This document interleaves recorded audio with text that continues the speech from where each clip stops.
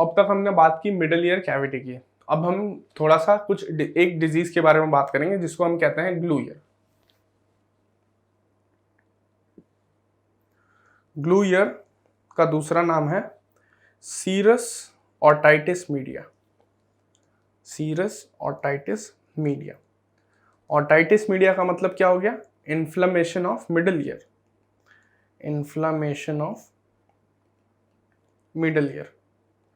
Okay, तो glue ear और serous otitis media also known as glue ear, इसके बारे में हम बात करेंगे। तो ग्लू ईयर होता क्या है? It is collection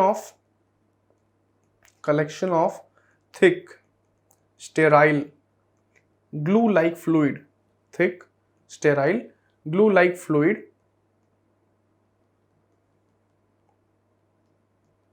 in middle ear. glue ear क्या है?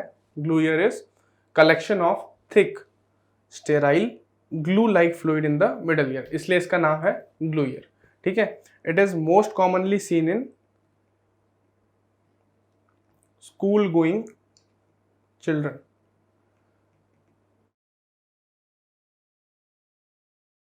It is usually bilateral। It is usually bilateral। ठीक है, most common cause is adenoid hypertrophy। most common cause is adenoid hypertrophy, and a rare cause is nasopharyngeal carcinoma।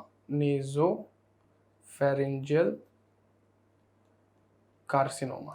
ठीक है, तो अब हम बात करें ग्लू ईयर की। ग्लू ईयर का दूसरा नाम है serous otitis media. Serous otitis media या ग्लू ईयर में क्या हो रहा है? देयर इज अ कलेक्शन, मतलब जमा होना। तो कलेक्शन ऑफ थिक और स्टेराइल, मतलब नॉन बैक्टीरियल कॉज के कारण, thick sterile glue like fluid in the middle ear cavity. इसके वजह से हो रहा है inflammation of the middle ear, जिसको हम कह रहे हैं सीरस ओटाइटिस मीडिया।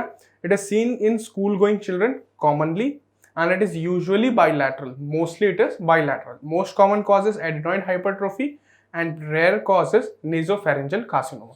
so अब हम इसके दोनों cause को distinguish करने की कोशिश करेंगे। so causes of glue ear, दो इंपॉर्टेंट कॉज हैं। सबसे पहले तो मोस्ट कॉमन कॉज था एडेनॉइड हाइपरट्रोफी।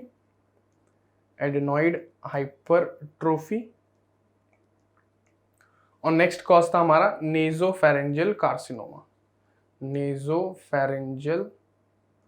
कार्सिनोमा।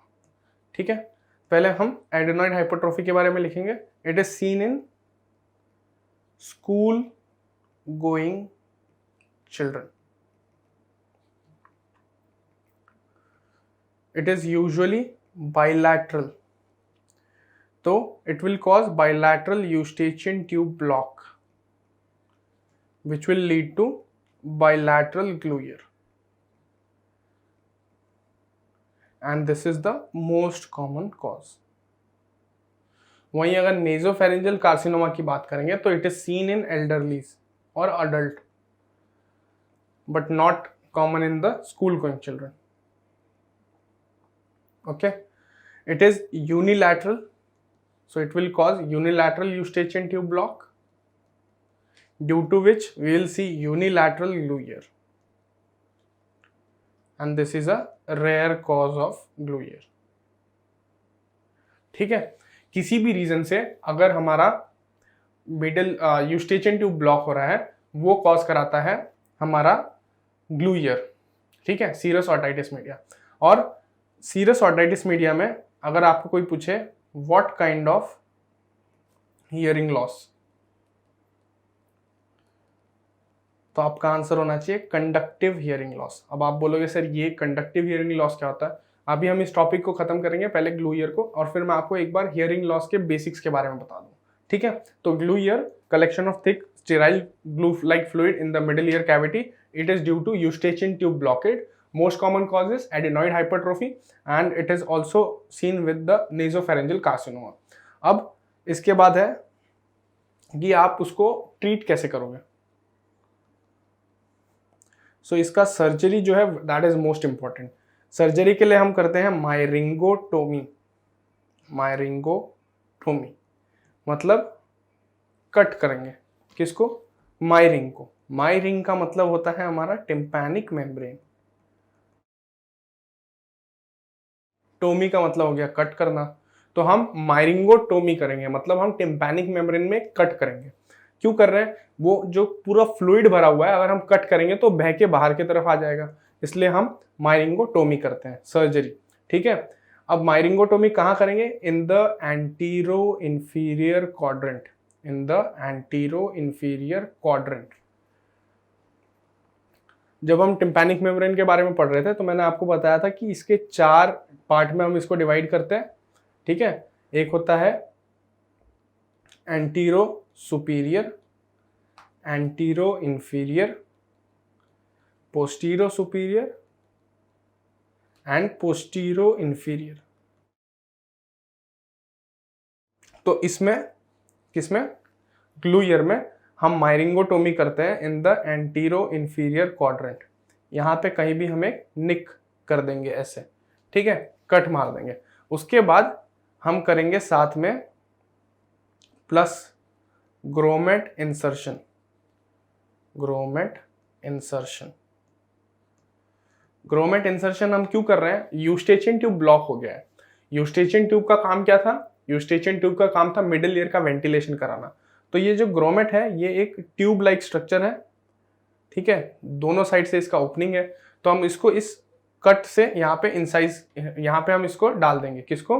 ग्रोमेट को। अगर जैसे हम यहाँ पे सिर्फ कट करते हैं तो वो एक फ्लैप है, कंटिन्यूसली वो जब वो ड्रेन हो रहा होगा खुलेगा फिर बंद हो जाएगा, जब फ्लूइड जमा हो गया फिर खुलेगा फिर बंद हो जाएगा। लेकिन अब अगर वहाँ पे हम एक ट्यूब डाल देंगे, बाई दोनों साइड से ओपन ट्यूब है, तो इसका हेल्प ये हो जाएगा कि it will help in middle ears ventilation. Middle ears ventilation, इसलिए हम करते हैं grommet insertion in glue ear. साथ ही साथ प्लस माइनस होगा एडिनॉइडेक्टमी। अब अगर it is due to adenoid hypertrophy we can do adenoidectomy, तो plus and minus adenoidectomy. So this is the treatment for glue ear. ठीक है, what is glue ear? Due to blockage, due to any cause which is causing blockade of eustachian tube, which is causing blockade of eustachian tube, तो हमारा जो middle ear है वहां पे thick sterile glue like fluid जमा हो जाएगा। Causes adenoid hypertrophy हो सकता है जो बायलैटरल ईटी ब्लॉक कराता है। कॉजेस नेजोफेरेंजियल कार्सिनोमा भी हो सकता है जो यूनिलैटरल एक ही साइड में ब्लॉक कराएगा। इन दोनों डिजीज के बारे में हम आगे नोज और जब थ्रोट में जाएंगे तब पढ़ेंगे, पर दोनों में ही कंडक्टिव हियरिंग लॉस होगा दोनों के कारण।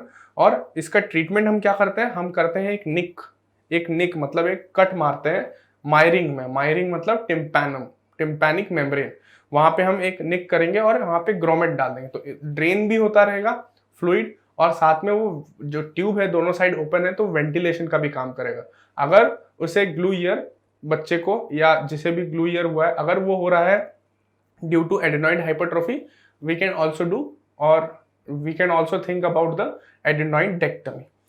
तो ये हो गया हमारा ग्लू ईयर जिसके बारे में हमने अभी तक सब समझा। एक इंपॉर्टेंट चीज याद रखना है कि मायरिंगोटोमी ग्लू ईयर में हम करते हैं एंटीरो इंफीरियर क्वाड्रेंट में। ठीक है, हियरिंग लॉस के बारे में एक जनरल आइडिया आपको दे देता हूँ क्योंकि अभी हम डिजीज पढ़ने वाले हैं और जो हियरिंग लॉस के टाइप है वो लास्ट में पढ़ते हैं। तो हियरिंग लॉस जो होता है वो 2 टाइप का होता है। ठीक है, एक होता है कंडक्टिव हियरिंग लॉस और एक होता है सेंसोरोन्यूरल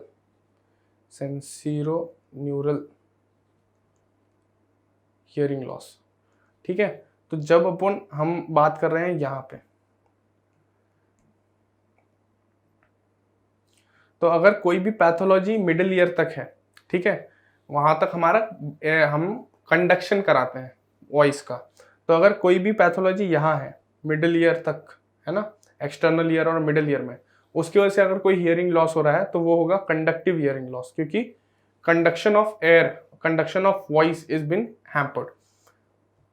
वहीं अगर कोई भी पैथोलॉजी मिडिल ईयर से अंदर मतलब इनर ईयर में या किसी नर्व के कारण हो रहा है तो उसको हम कहते हैं sensorineural hearing loss, because sensation और the nerve conduction is been hampered. तो conductive hearing loss occurs due to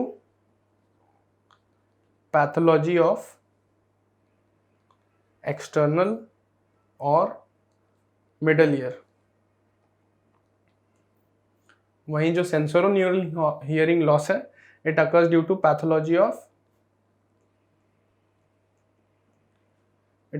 pathology of inner ear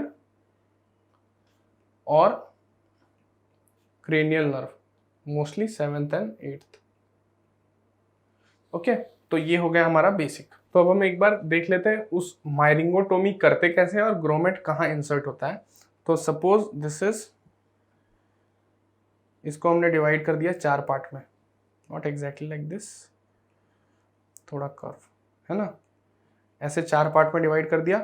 तो ये है हमारा एंटीरो इंफीरियर क्वाड्रेंट, ये है एंटीरो सुपीरियर क्वाड्रेंट, है ना।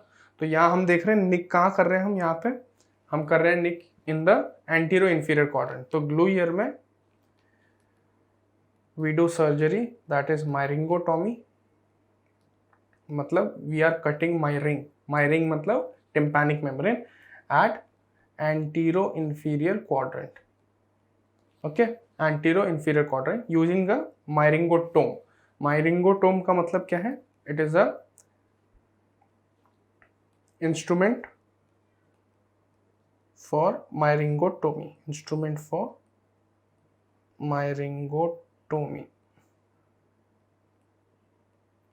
ठीक है। अब यहां आप देख लो ये,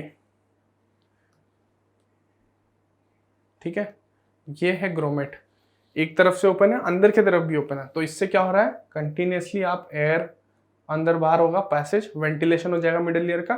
नेक्स्ट यहाँ से ही ड्रेनेज भी कंटिन्यूसली होता रहेगा। तो ग्लू ईयर में हम क्या करते हैं, मायरिंगोटोमी विथ ग्रोमेट इंसर्शन, ठीक है।